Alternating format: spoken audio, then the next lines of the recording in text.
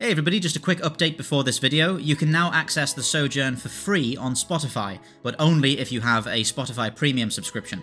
And there are a couple of caveats as well. It's being slowly rolled out by region, so this feature may not be accessible yet in your region, and you have to be the Spotify Premium account holder, so it won't work if you're on a family account, only if you're the one actually paying for the premium subscription. But if it all works out and you are in the right region, you should be able to listen to 15 hours of free audiobook content per month, which is more than enough time to listen to the entire first season of The Sojourn as part of what you're already paying for Spotify Premium. And it actually offers very reasonable rates for authors, so it does provide quite a lot of support to the series if you check it out in that way, second only to Patreon really. So if none of the other platforms we're available on have taken your interest just yet, maybe this is the one for you. Do go ahead and check us out on Spotify Premium. Thanks for listening, and I hope you enjoy the video.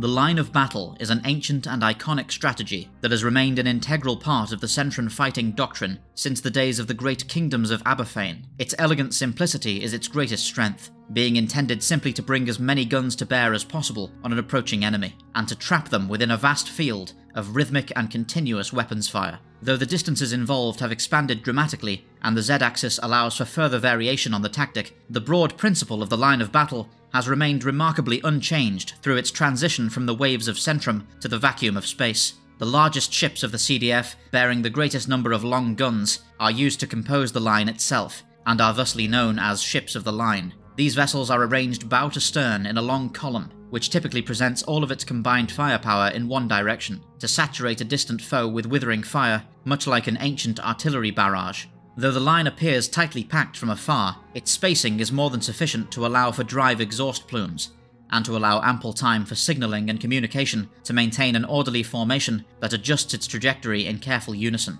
Ships of the line are slow and ungainly vessels, and only the largest of them offer much versatility beyond their specific role as essentially a mobile gun battery. As such, the line of battle is used in conjunction with smaller craft, whose role is to keep the enemy at a distance, and prevent them from engaging the vulnerable line itself. A conventional line of battle features a number of ships of the line in formation abaft of a command ship, normally a pennant ship commanded by a commodore or an admiral's flagship, though in some instances a senior post-captain may find themselves in command of a squadron deployed in line. In parallel formation to the line itself, and often slightly above or below the rest of the formation along the Z-axis, a number of smaller vessels, most often including several frigates, serve as aggressive escorts, ready to detach at a moment's notice. In a typical engagement, these frigates and brigs in their parallel lines will join the main line itself in engaging at long range for a short while, until the enemy has closed into medium range, at which point the smaller craft will detach and rush to engage the enemy in close action, tying them up in fierce combat and leaving them trapped within the most effective range band of the ships of the line. Historically, these smaller escort vessels meant to detach from the main line were known as outriders, a reference to historic cavalry terminology used in land-based convoys,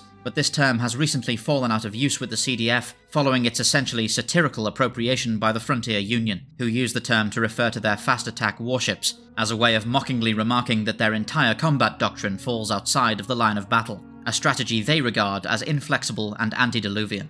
This attitude is not without reason, as despite the many victories it has won, the line of battle has numerous exploitable weaknesses. It relies heavily on the strength and competence of its escort force, as the line itself is extremely vulnerable should it ever fall into close action. The slow speed of ships of the line, coupled with the inevitable communication delays of coordinating such a formation, make it difficult to quit the field in a swift and orderly manner should they be set upon, risking a confused panic. The line can also be placed in lethal danger should a fast-acting opponent drive his own ships directly through the line itself, opening the bow and stern silhouettes of the ships of the line to vicious raking fire, a vector of attack feared by all captains, that can decisively vent an unfortunate vessel to space across its full length.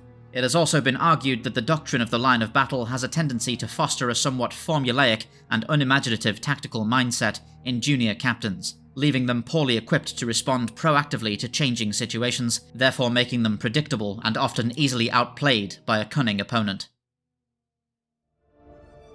Thank you for watching. You can get The Sojourn through various distributors, all of which are accessible through www.thesojournaudiodrama.com. You can also get the series through Patreon, where you'll be able to access various bonus features, including our visual dictionary, Guinevere cross-sections, and anthology shorts. Remember to join us on Discord and get regular updates on all upcoming Sojourn releases. All the related links can be found below this video. Fair winds.